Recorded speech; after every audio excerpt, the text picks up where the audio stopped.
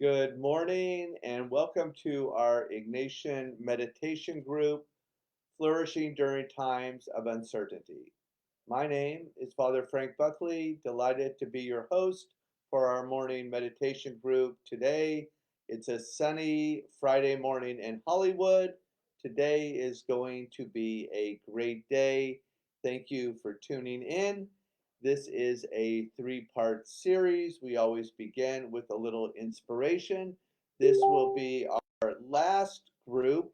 However, I am hoping people continue on with their contemplative practice, making this a priority. So I've picked my very favorite poem in the whole world by Rumi called Guest House. So we'll use that for a little inspiration to get us started.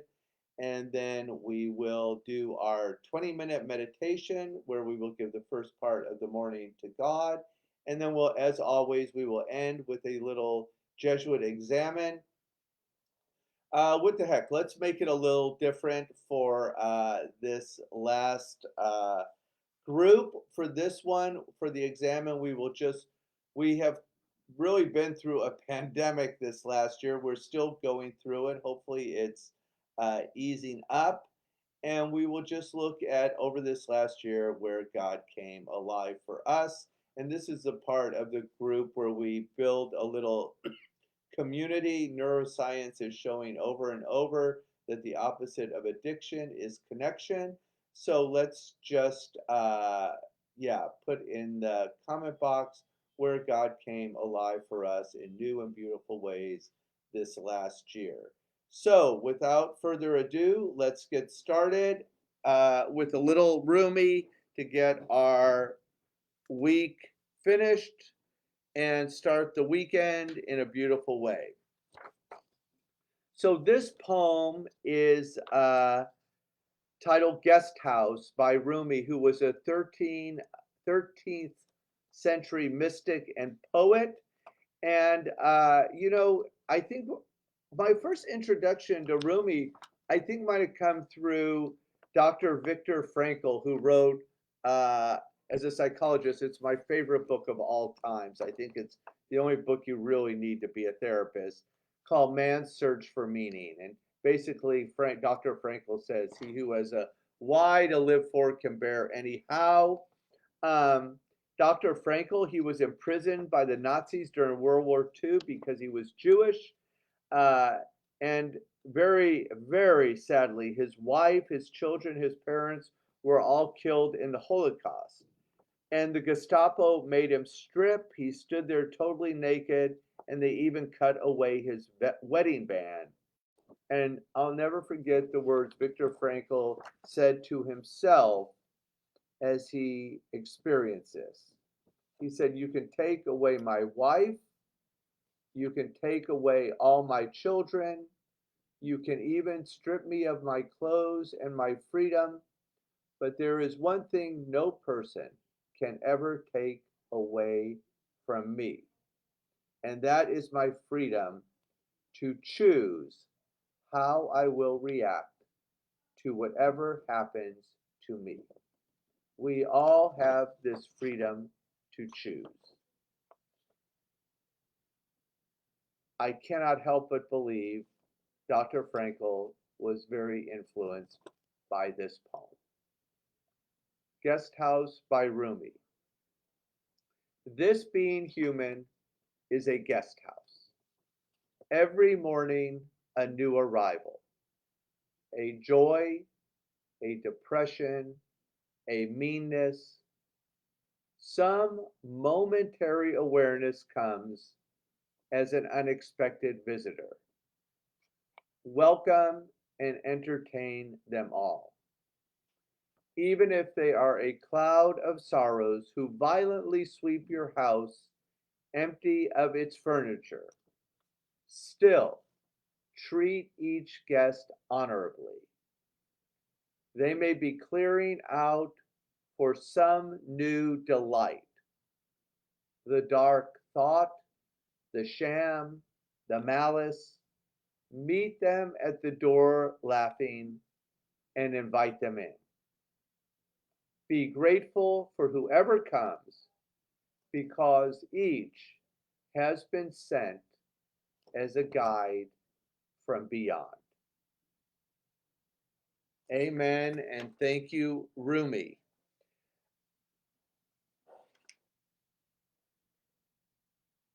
Treat each guest as a guide from beyond. So, as we enter into our contemplative practice, what a beautiful attitude to enter into this as we enter into this place of our lives that is really and truly a guest house. So, I invite you to get comfortable, take your shoes off, let your feet touch the earth, and I'm going to lower the lights.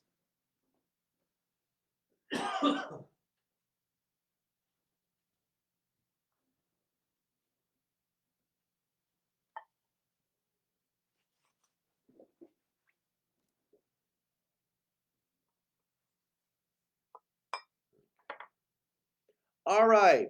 I never tire of saying it, and this will be the last time for the group, but I hope it's on your frontal lobes.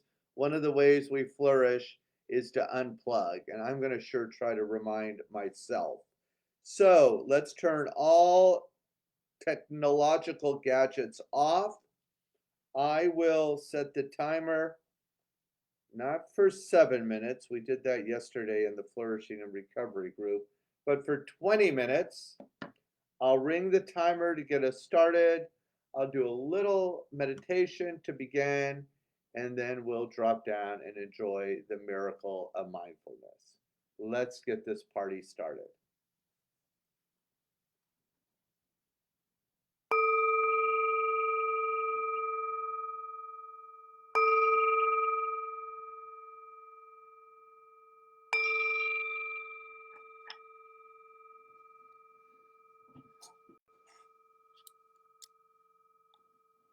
Listen, listen, the sound of this beautiful bell brings us back to our true home. As always, let's begin with diaphragmatic breathing, that is, breathing deeply as possible into the lower belly 3 times. In through the nose, out through the mouth, and the secret sauce is just make that exhale a little longer than the inhale. Together as a community, inhale. Open mouth, exhale.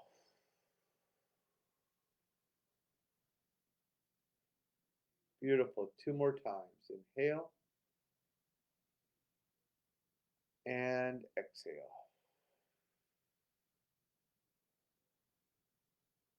Last time. Give it all you got. Deep inhale and exhale. Continue to breathe on your own. We turn the attention to the body. The body keeps the score. We always start with the feet. Feel the feet pressed onto our mother, the earth, and just notice the way the earth cares for us.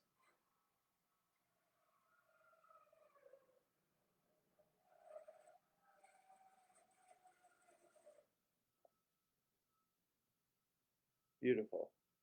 Moving up the body, we arrive at the chair, the cushion, providing support.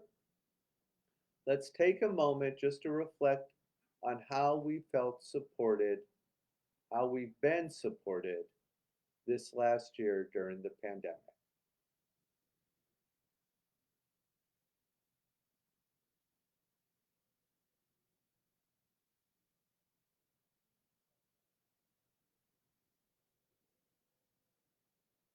And just lean into that support a little bit right now.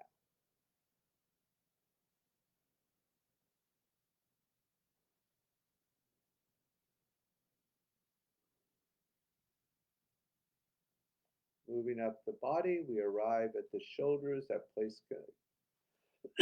excuse me, that can sometimes hold a little tension. Anything that's been weighing you down this last year, just let it roll off the shoulders and let the earth receive it. The earth is plenty big enough to hold it. We let go.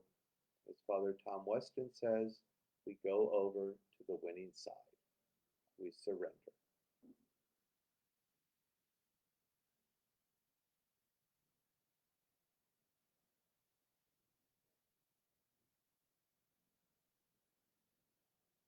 Good. Moving towards the front of the body, we arrive at the heart, the place the spiritual world touches the physical world. I invite you to take the hands to the heart, cultivating an attitude of gratitude. We have so much to be grateful for. Let's just reflect over this last year and come up with one word for something of which we've been grateful.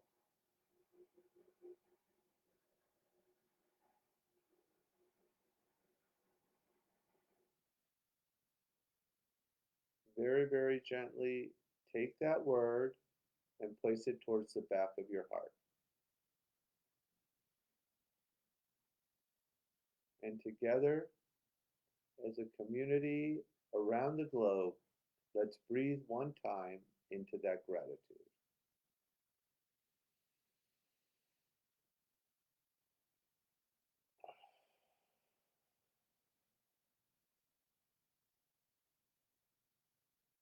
Gently release the hands and just notice what you feel. Feel to heal.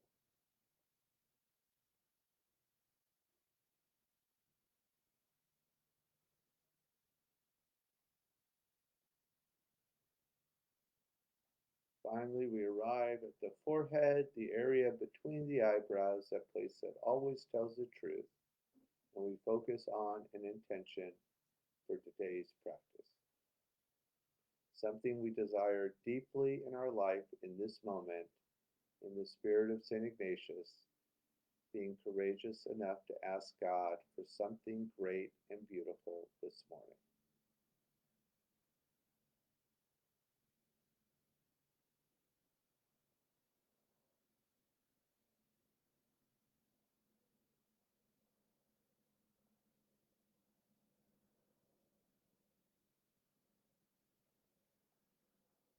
And we seal that intention with an inhale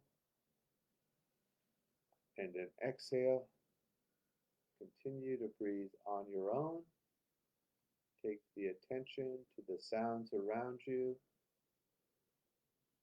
Engage your sacred word 4 or 5 times, then drop down and enjoy the miracle of a contemplative practice. Please continue.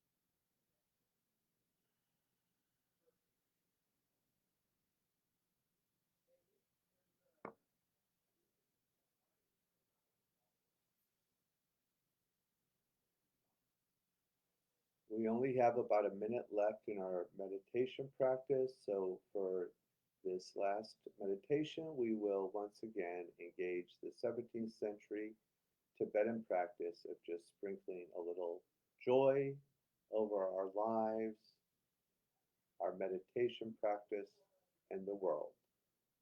Please continue.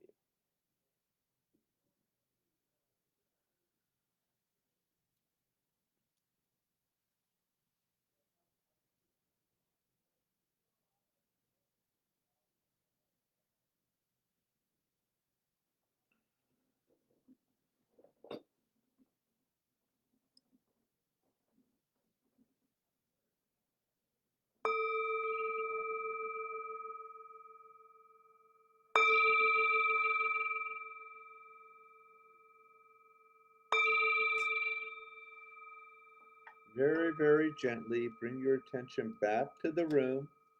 If the eyes were closed, let's go ahead. Open the eyes. Let's circle the wrists, bring a little energy back into the body. And healthy spine, healthy body. Inhale, reach up. Exhale, tip to the left.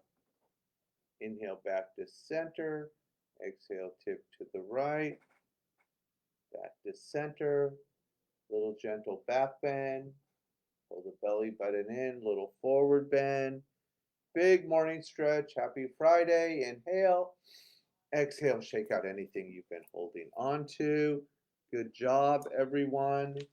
And now we will move into something near and dear to St. Ignatius's own heart, the Jesuit Examen. And for today's group, what a year it has been. We will just look over the last year and try to build a little community by dropping in the comment box where you experience God in new and beautiful ways this year, even in the middle of a pandemic. I think we began with Pope Francis telling us in the middle of this pandemic we'll come out better or worse, but not the same. I know for myself, I'll start. Uh, Thanks to this contemplative group, you actually got me on my mat every morning, even sometimes when I didn't want to. But definitely, this contemplative practice has made me a better priest, a better parent, and certainly a better Jesuit. So I'm grateful for all of you for being part of this community. even in some very challenging times, to show up and give the first part of our morning to God. Second, I love the Buddha, and the Buddha always said life is about change. And for me, change never comes easy, but there's always a little fear involved. But I really, as I put on our little title today, life is a series of hellos and goodbyes. And what really gives our life meaning is that we also get to say goodbye well. So I just really want to say goodbye and thank you for this year. And then we had a little Zoom right before Eleanor put together, and just it was really one of the most touching experiences I've had as a Jesuit, just to hear everyone's reflection on this group and for the beautiful ways you've all shown up. And my real prayer is that St. Augustine says, God is as close to us as this air that we breathe. And as long as we have a breath, we can have a meditation practice. I hope you continue this practice in your life, and it will definitely be good for your life and for the world. And then last, I really wanted to end. It's Poetry Friday. I don't know how that even came about, but the poem I've read the most this year, I think, has been that one, Breathing Underwater. And Sister Annette, thank you for inviting me to the Zoom. It was the poet's funeral yesterday, and I thought, what a perfect way. Hellos and goodbyes. And most of you know I'm a big believer in the intercessory of the saints. And I'm also a big believer in synchronicity. I know Sister Carol Bylock is smiling down from heaven, and I'd love to end our group with just a little story and then with her poem. But and some of you have heard it before, but it bears repeating. I was saying Sunday Mass for the retired Oakwood Sacred Heart Sisters, and I love to preach about addiction and the way it nails us down and the way God frees us up. And I was saying something about addiction, and I had just read Father Richard Rohr's book, Breathing Underwater. And the only part of the homily I even remember was saying that as much as I loved the book, uh, the poem Breathing Underwater by Sister Carol was actually 10 times better than even the book. It's just this unbelievable poem. And as I was unvesting after the Mass, I felt someone tap me on the shoulder. Those of you who've never seen me in real life, I'm not real tall myself, but I looked and I didn't see anyone. And then I looked down, and there was this woman standing in front of me, and she said, Father Frank, I just want to thank you. That's the first time I ever heard my poem read during a homily. And I laughed, but honestly, I had really thought that this Sacred Heart nun was somewhere like in Oxford teaching poetry in some doctoral program.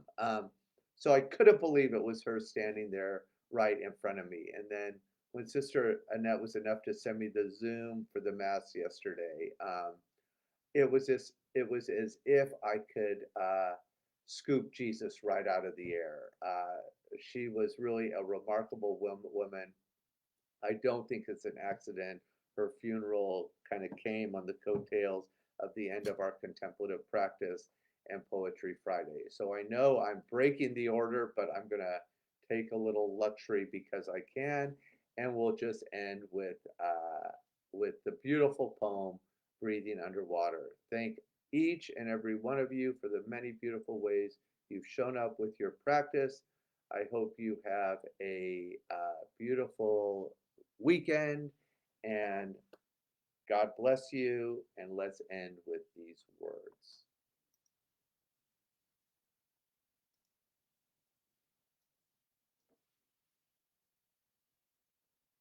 Breathing Underwater by Carol Violet. I built my house by the sea, not on the sands, mind you, not on the shifting sand. And I built it of rock, a strong house by a strong sea. And we got well acquainted, that sea and I. Good neighbors, not that we spoke much. We met in silences, respectful, keeping our distance, but looking our thoughts across the fence of sand, always the fence of sand our barrier, always the sand between. And then one day, and I still don't know why, the sea came without warning, without welcome even. Not sudden and swift, but a shifting across the sand like wine, less like the flow of water than the flow of blood. Slow but coming, slow but flowing like an open wound. And I thought of flight, and I thought of drowning, and I even thought of death. Oh, why I thought the sea crept higher until it reached my door. And I knew then there was neither flight nor death nor drowning. That when the sea comes calling, you stop being neighbors and you give your house for a coral castle and you learn to breathe underwater. Being with all of you this last year has been one great lesson in breathing underwater. God bless you.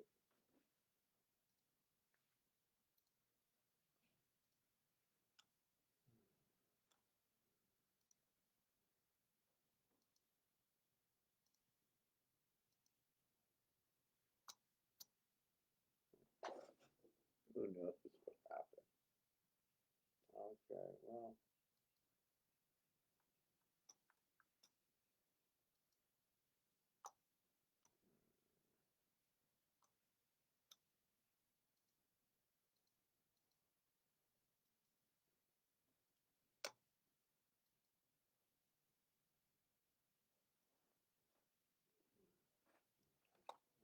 I don't know, maybe the last one didn't go so